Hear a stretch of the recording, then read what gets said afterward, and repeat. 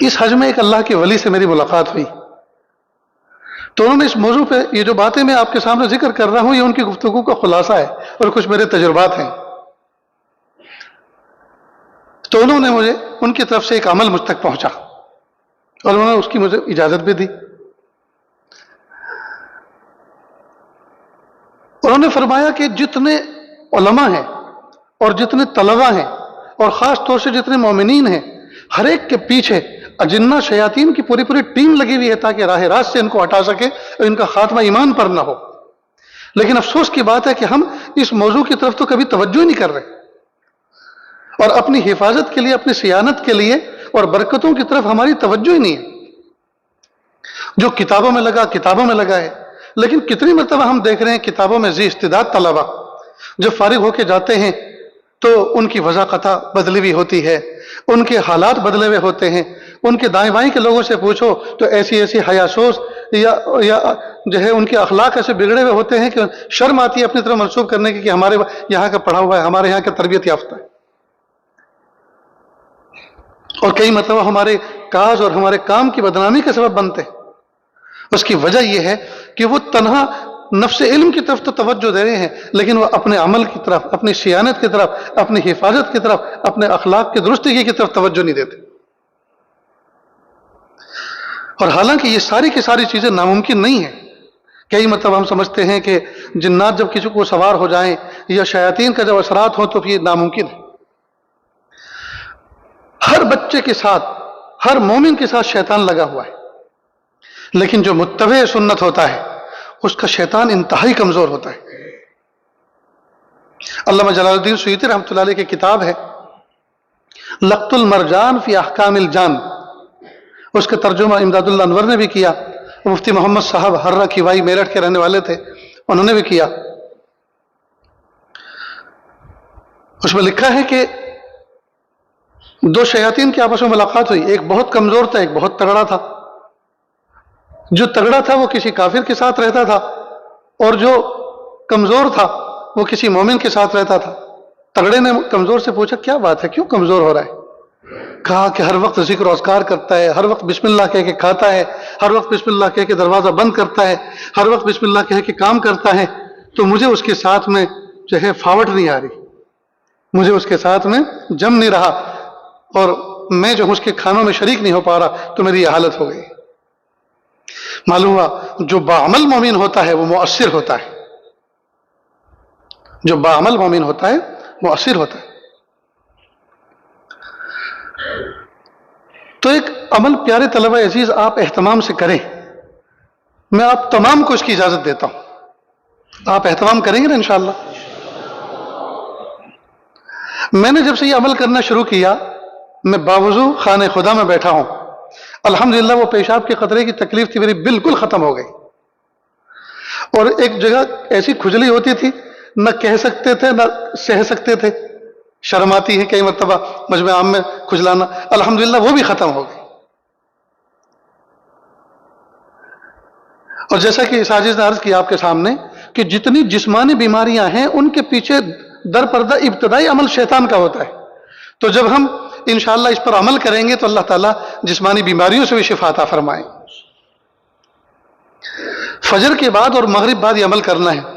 پہلے درود شریف پڑھیں، پھر اعوذ باللہ بسم اللہ کے ساتھ سورہ فاتحہ پڑھیں، اور پھر بسم اللہ کے ساتھ آیت الکرسی اور تینوں قل واللہ احد، قل اعوذ برب الفلق، قل اعوذ برب الناس.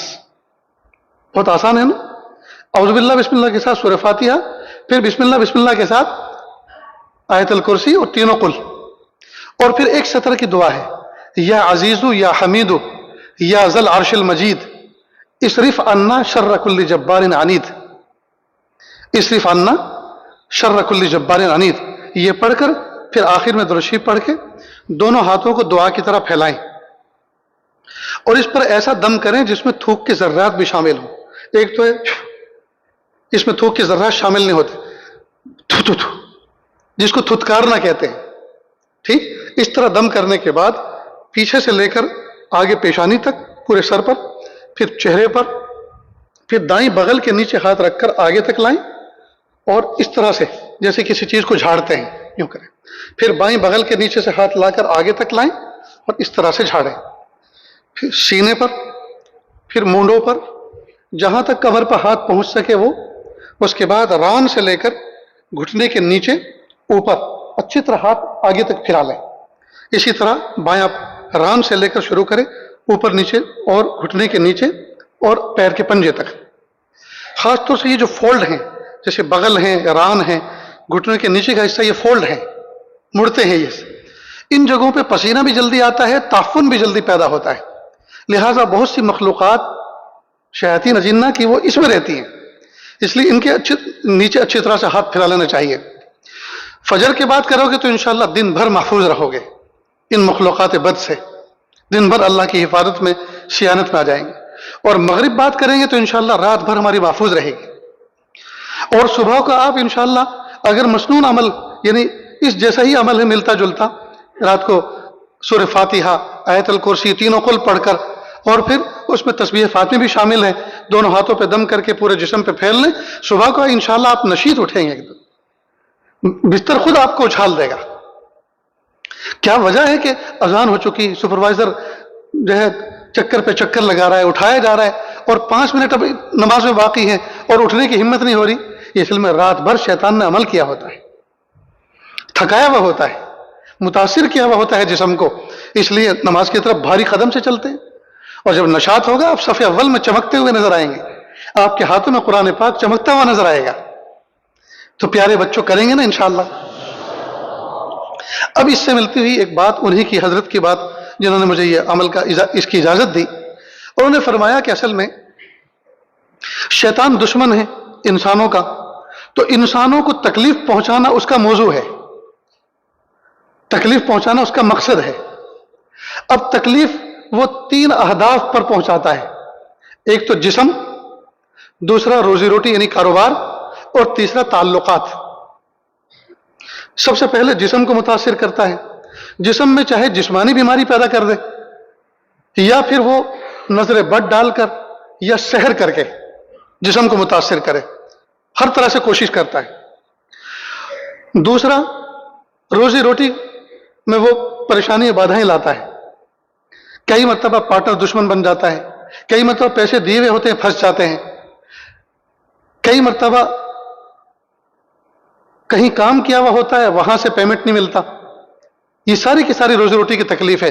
بہت سارے لوگ آپ کو ملیں گے، حضرت دعا کر دیجئے، پہلا حال یہ تھا مٹی کو ہاتھ لگاتے تھے سونا بنتا تھا، اب سونے کو ہاتھ لگا رہے ہیں تو مٹی بن جا رہی ہے. ایسی باتیں سنتے ہوں گے. بس دعا کرنا. ایک ڈیل چل رہی ہے، کئی مرتبہ ڈیل 95% تک پہنچی، 5% رہتی ہے اور ایک دم فیل ہو جاتا ہے.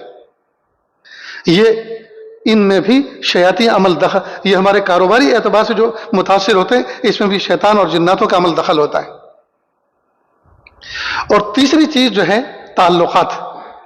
پہلے پارٹنروں کے ساتھ بہت اچھے تعلقات تھے، اب دشمنی ہو گئی. پہلے پڑوسیوں کے ساتھ تعلقات بہت اچھے تھے، اب دشمنی ہو گئی، جی حسد ہو گیا. پہلے ہم عصروں کے ساتھ بڑے اچھے تعلقات تھے، اب دشمنی ہو گئی. پہلے دونوں عصر کے بعد تفریح میں ساتھ جاتے تھے، اب ایک کو ترقی مل گئی اور ایک کو ترقی نہیں ملی تو اس نے ساتھ چھوڑ دیا. یعنی خواہ مخواہ، جس کو گجراتی میں کہتے ہیں وگل لے دے، خواہ مخواہ دشمن بن جاتے.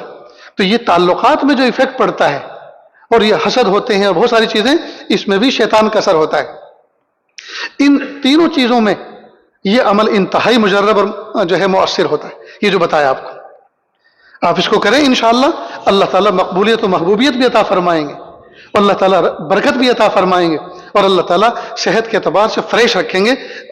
ایک دم سے آپ جو ہیں ایسے چاقو چوبند رہیں گے جیسے کچھ ہوا ہی نہیں. بڑے بڑے آپ پڑھنے کا کام کریں گے، لکھنے کا کام کریں گے، تھکنے کے کام کریں گے، اور تھوڑا سا آرام کر کے ایک دم فریش اٹھیں گے اس عمل کی برکت سے. تو کریں گے نا انشاءاللہ.